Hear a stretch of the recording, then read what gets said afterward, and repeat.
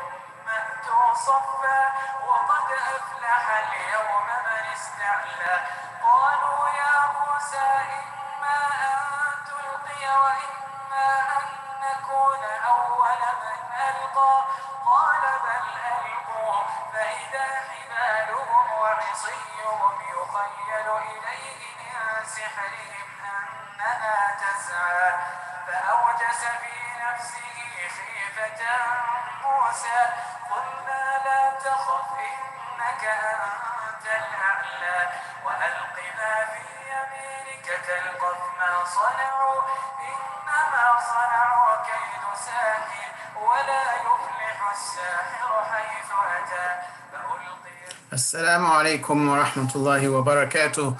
بسم الله الرحمن الرحيم. Alhamdulillahi Rabbil Alameen. Wassalatu wassalamu ala Sayyidina Muhammad Khatam Rusul Nabeen. Welcome to a new episode of Keeping It Real. Real tips for our youth, inshallah.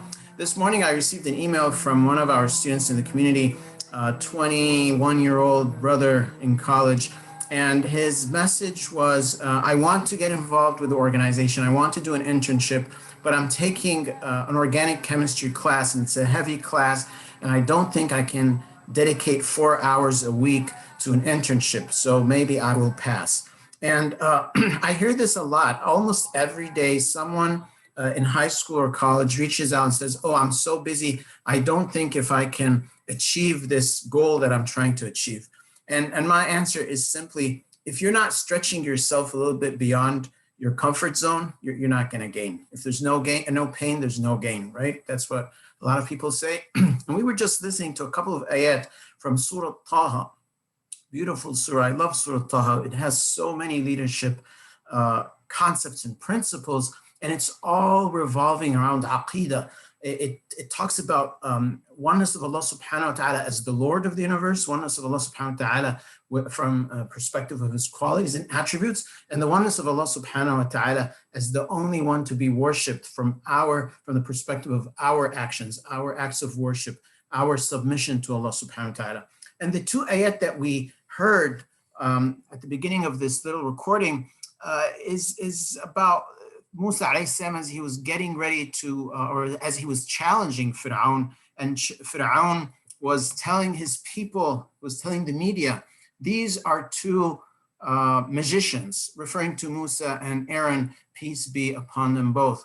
And Allah subhanahu wa ta'ala tells here Musa alayhi salam, La takhaf, innaka anta al-a'la. Don't be scared, Musa, because Musa and Harun were worried. They had anxiety going to the Pharaoh, the most tyrant person ever on the planet. Allah subhanahu wa ta'ala describes him in the Quran, innahu tagha. But when we go through Surah Taha, and I'm not going to explain the whole thing here, but Musa was challenged. He was given a challenge, a project, a little above his capabilities as a human being. And Allah subhanahu wa ta'ala coached him. He coached him through experiential learning. He coached him through motivation and leadership development. And he told him at the end of the day, now it's time for you to go embark on this mission. Don't be worried, Musa. Take your brother with you. He's going to give you some extra support as you've asked. And I will be overseeing you. I will be looking and hearing what's going on. And then here again, later in the surah, he says, don't worry, you are the higher one. So I'm telling you guys, don't worry. You're gonna succeed, inshallah. You know why? Because you have grit, you have intention, you have motivation. So if you don't have an activity that's a little challenging for you, it's not going to taste delicious. It's just going to be boring stuff, right? We all need something that keeps us challenged, that keeps us intrigued, that has a purpose, that we can visualize in the future and say, wow, this is what I'm trying to get to. So if you don't have a vision for your college or school, and I'm not just talking about career, I'm talking about school itself. Like if you can't visualize yourself walking on this stage in 3, 4 years or 2 years or 6 months or whatever it is, holding that certificate in your hand and being grateful and humble to Allah subhanahu wa ta'ala that he has helped you through this 4-year journey. If you don't have that vision in your head where you see yourself in the future walking on that stage and your family sitting up there, you know, in the auditorium or the big hall or the sport arena or whatever it is, saying Allahu Akbar, you're not exciting yourself. You have to have that vision. You have to have that vision that your friends are going to say, hey, bro, you did it. You know, you're an engineer now, or you're a political activist, or you're a teacher, or you're a scientist, right? If you don't have a vision that, hey, after 4 years, I would have completed these 30 subjects that are dense. I've accumulated a lot of knowledge. I've become now a young professional. I can sit down with experienced people and have a meaningful discussion. If you don't have that picture in your head, you're not going to be excited to get up in the morning and do your college assignments, right? If you're in 10th grade and you can't visualize yourself walking on the stage in 2 years in high school as you graduate, and your grandparents sitting in the back, or your aunt or uncle or parents are sitting in the back, and they're saying Allahu Akbar, they're proud. If you can't visualize the smile on your mom's face, you know, a year from today, when you come back from that graduation ceremony, inshallah, and she hugs you and she feels fulfilled, her hard work for 12 years have paid off. If you can't visualize that, it's not going to be enough things out there to keep you pushing, right? Studying math or calculus or physics or chemistry is just so dry.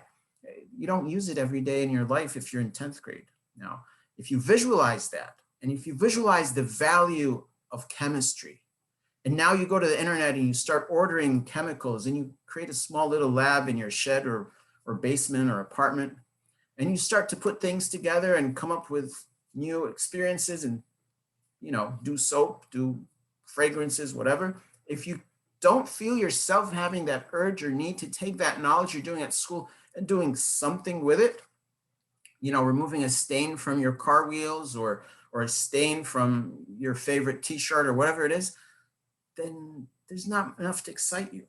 So brothers and sisters, we have to excite ourselves. And how? Is by having purpose. Why do I learn physics?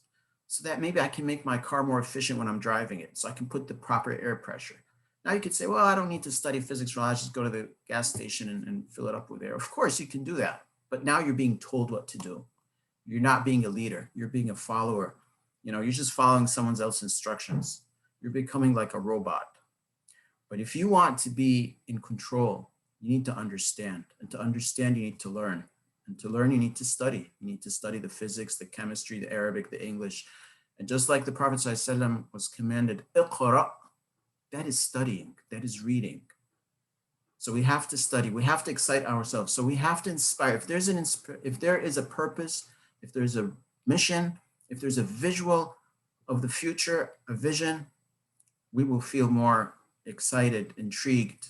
And if we feel intrigued, we'll be inspired. And if we're inspired, we're going to be motivated. And if we're motivated, we'll get up in the morning and do whatever we want to do, whether we have the 4 hours or not. We will work, and we will be tired while we're working, but we're going to make it, and we're going to make it good, and we'll feel great about it. So again, I remind you all with the great lessons that we have in the Quran and the Hadith, and think about it. Is there any one leader that you know that's successful, Muslim or non-Muslim, that's successful, who takes it easy? I mean, it doesn't come easy, right? Easy come, easy go. So work hard, challenge yourself, go above the bar, and you will make it, inshallah. This was a Keeping It Real tip, inshallah. Talk to you soon. Assalamu alaikum wa rahmatullah.